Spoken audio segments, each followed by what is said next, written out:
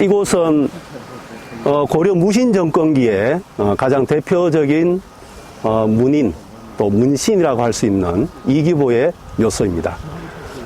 이규보라고 하는 인물은 무신 정권기에 문신들이 어떤 모습으로 살았는지를 잘 보여주는 대표적인 경우라고 할 수 있습니다. 하지만 여러 문신들과 달리 이규보 개인의 특징도 있을 수 있는데요. 일단 성품이 굉장히 자유분방하다.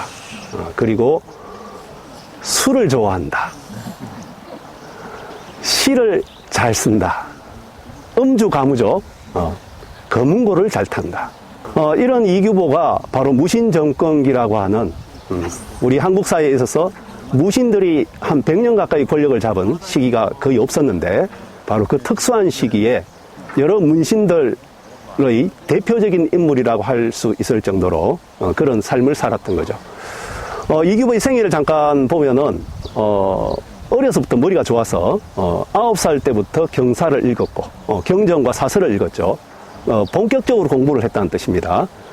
14살 때에 구제학당, 성명제라고 하는 구제학당에 들어갑니다.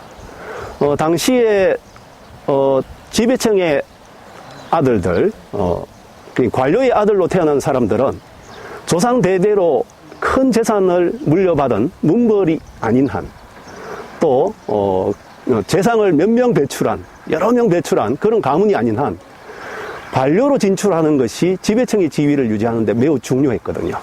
그러려면은 공부를 열심히 해야 했는데 무신정변이 일어나고 난 다음에 공부를 제대로 할 수 있는 국자감이 재기능을 하지 못하는 경우들이 있었습니다.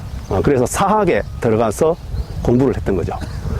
이규보의 아버지도 이규보를 14살 때 사학에 보냈어요. 근데 이제 이 구제학당에는 여름마다 일종의 모의 시험을 치는 거거든요. 시를 얼마나 제대로 잘 쓰느냐, 또 시간 내에 쓰느냐. 각촉부시라고 들어보셨죠? 촛불에 금을 그어서 그 시간 내에 재빨리 운자에 맞춰서 시를 쓰는 겁니다. 쓸 때마다 1등을 했다. 그래서 모의 시험에 참여했던 선배들이 야 정말 천재다, 기재다 이렇게 돼 있어요. 정말 재주가 비상하다, 그렇게 이야기를 했습니다. 그러니까 집안에서는 이규보가 금방 과거에 급제하겠다 이렇게 생각했어요. 그러나 성품이 자유분방하다고 했잖아요. 과시에 적합한 과문을 공부해야 되는데 그러고 싶지 않았던 거예요. 재주가 너무 뛰어나서 자기 재주를 뽐내고 싶었던 생각이 있었던 거죠. 그래서 16살 때부터 국자감시 시험을 보는데 3번 떨어지고 4번 만에 붙습니다. 이규보 같은 천재에 가까운 사람이 적어도 문필에 있어서 그런 능력을 가진 사람이 그렇게 많은 실패를 했다는 것은 아주 어릴 때부터 인생의 쓴맛을 본 것이죠. 다행히 21살에 4번째 국자감시 합격을 했는데 재능이 있으니까 그 다음 해에 본고사, 예부시에 곧장 합격을 합니다. 그렇게 시작된 이규보의 인생이 무신정권기만 하더라도 과거에 급제하면 곧장 관직을 받을 수 있는 시대가 아니었어요. 그래서 이 사람이 관직을 얻어야지 본격적으로 녹봉도 받고 또 그래서 생활을 할 수 있는데 그 사이에 이제 결혼도 했는데 관직을 못 받은 거예요. 22살에 과거에 최종 고시에 합격을 했는데 32살에 비로소 관직을 얻습니다. 근데 그 관직을 얻는 과정도 관직을 얻지 못했을 때는 녹봉을 받지 못하니까 부인과 아이들이 굶주리는 거예요. 먹을 게 없어서. 그래서 굉장히 고생했다는 얘기들도 있고요.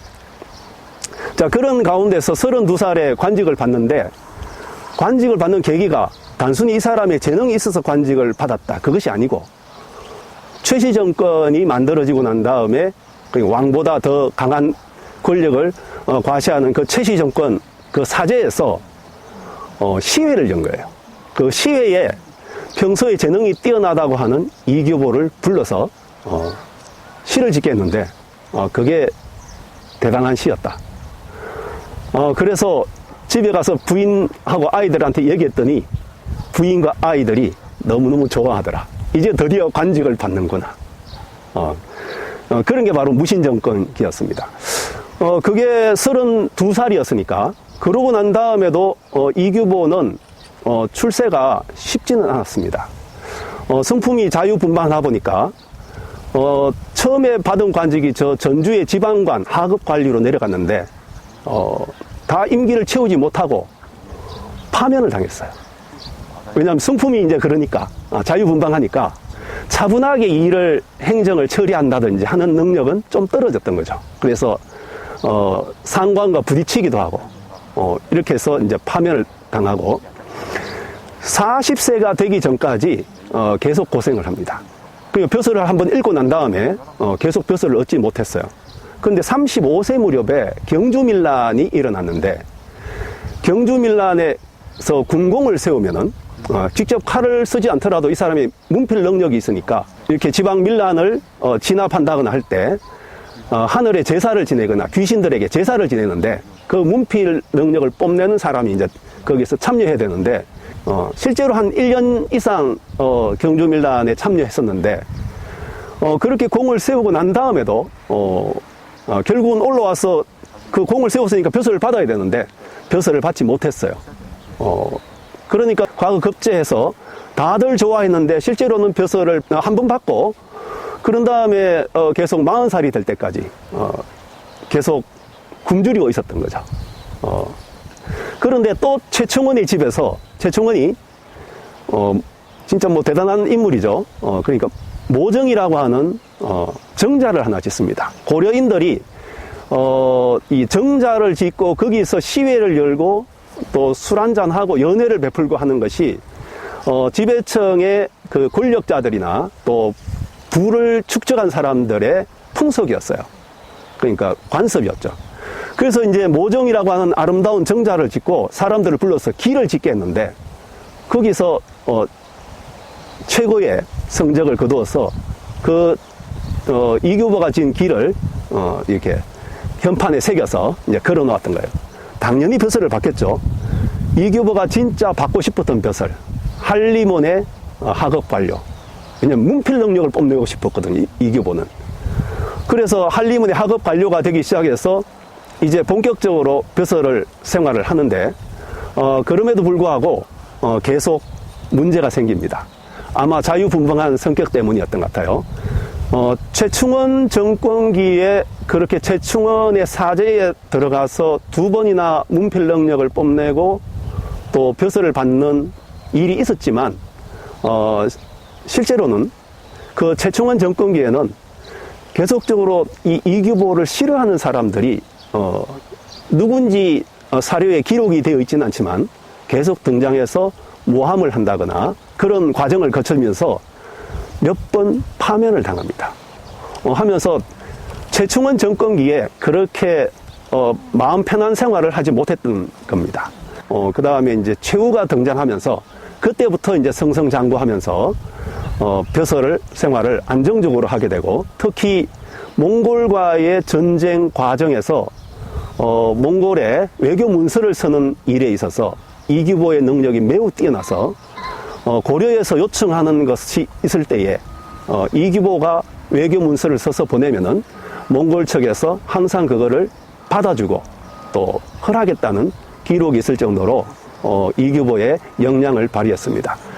그러고 나서 이제 최씨 정권 중반에 최후 집권기에 73세에 이제 사망을 하죠. 이게 이제 이규보의 그 생애인데 이규보의 생애는 굉장히 재밌습니다. 무신 정권기가 어떤 시대인지 보여주는 그런 대표적인 인물이거든요.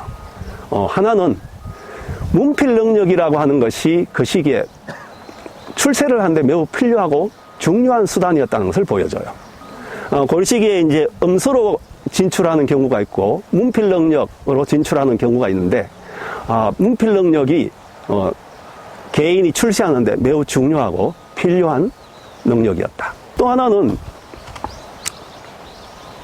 관직을 얻지 못하면은 지배청의 자녀로, 그러니까 아들이죠. 아들로 태어났다 하더라도 실제로는 굶주릴 수밖에 없는 굉장히 어려운 삶을 살았던 시기가 무신정권입니다.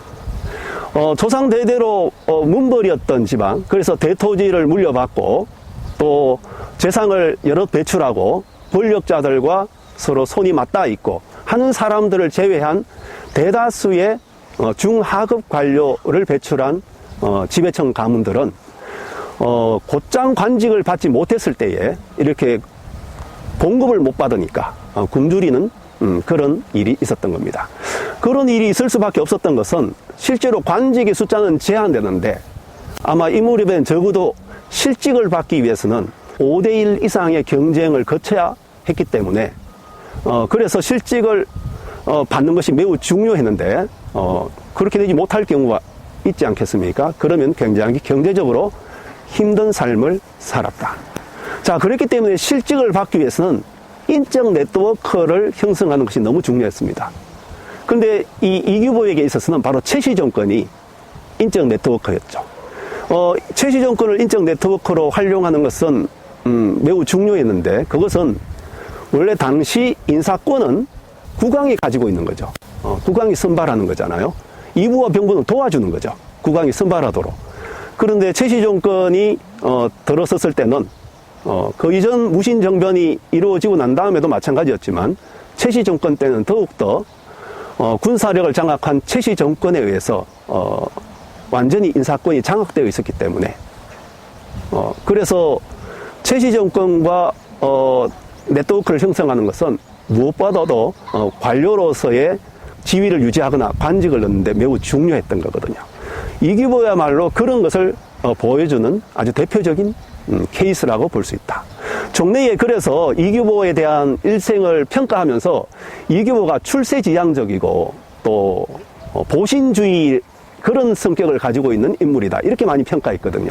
왜냐하면은 벼슬을 받는 과정에서 자천하는 글들을 재상들에게 보내기도 하고 물론 그때는 이제 벼슬을 받지 못했지만요. 또 최씨 정권과 연결해서 좋은 문장 능력을 뽐냄으로써 벼슬을 받았기 때문에 보신주의, 출세주의다. 그래서 이규보를 좀 얕보는 또 낮게 평가하는 경향이 있었지만 실제로 그것은 잘못된 판단이고 그 시대 자체가 최씨 정권이라고 하는 왕권을 능가하는 권력을 행사했던 세력이 권력을 잡고 인사권을 장악하고 있던 시기, 그리고 한 걸음 더 나아가서 많은 관료 후보군이 있었던 시기에 실질적으로 관직을 얻기 위해서는 인적 네트워크를 최씨 정권과 함께 연결하지 않으면 안 되었던 시기였기 때문에 그런 이규보의 모습은 단순히 이규보 개인의 모습이 아니라 그 당시 문신이든 무신이든 모두 다 공통적으로 하고 있던 모습이었다. 그런 점에서 무신 정권기에 아주 독특한 어떤 양상을 보여주는 일생을 살았던 것이 이규보라고 할 수 있겠습니다. 그렇지만 이규보가 가지고 있는 정신세계를 보면은 동명왕편이 유명하잖아요. 동명왕편은 우리가 잘 아는 대로 고구려를 창건한 그 동명왕 주몽에 대한 얘기죠. 주몽의 탄생과 고구려의 건국에 대한 얘기인데 우리가 잘 아는 대로 고구려의 독자성, 또 다시 말해서 그 고구려를 계승한 고려의 독자성, 자주성 이런 것을 내세우는 글이거든요. 근데 사실은 그거는 고구려만 내세우는 것이 아니고 중국도 인정하면서 고구려도 인정하는 것이었거든요. 다시 말해서 세상에는 중국만 중심이 있는 것이 아니라 우리 고구려와 고구려를 계승한 고려도 독자적인 천하를 가지고 있다는 다원적 천하관을 제시하는 것이어서 이규보의 정신세계가 단순히 보신주의적이거나 출세주의였다. 이렇게만 보기 어려운 것이고 그런 점에서 이규보가 보여줬던 모습은 그 시대의 산물, 왕권이 약하고 또 최씨 정권이 권력을 장악하고 있는 시대에 아주 독특한 모습이었다는 것을 보여주는 것이라고 할 수가 있겠습니다. 고맙습니다.